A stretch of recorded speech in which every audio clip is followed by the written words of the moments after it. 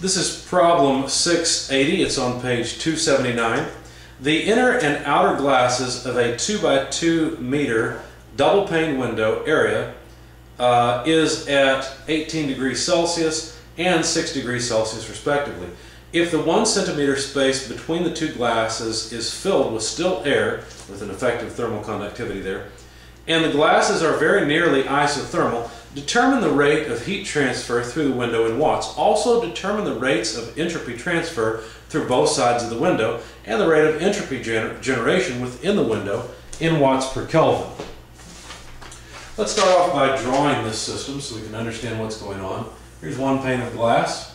Here's the other. There's heat flow through the two panes. The gap between the two panes was given as 1 centimeter.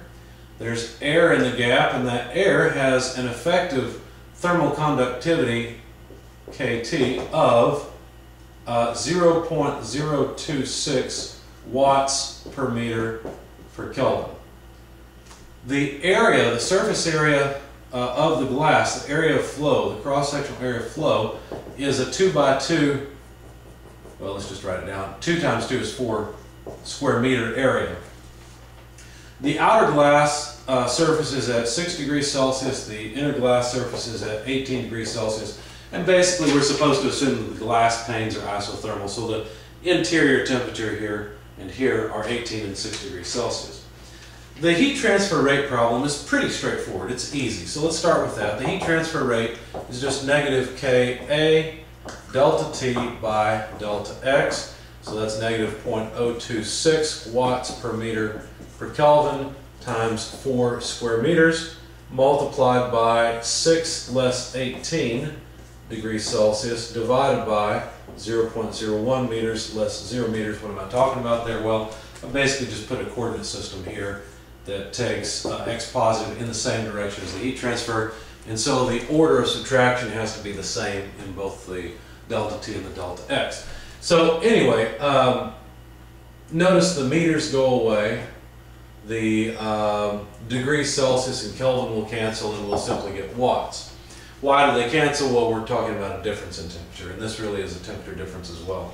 So it goes away. Anyway, 124.8 watts is the heat transfer rate. So that's just a straightforward Fourier's rate equation problem. How about the entropy transfer rate? Well, if this glass is isothermal, we can calculate the rate at which entropy flows through the glass. It's simple. The entropy rate through, let me call this section 1, and over here this section 2. The entropy flow rate through section 1 is simply the heat flow rate divided by the temperature at which it flows. So 124.8 watts flows at 18 degrees Celsius. The problem is, when you're using entropy, you cannot use degrees Celsius. You have to use absolute temperature. So we have to add 273 to get Kelvin. So this is watts per Kelvin. Comes out to about 0.4289 watts per Kelvin for the entropy flow rate through the first glass.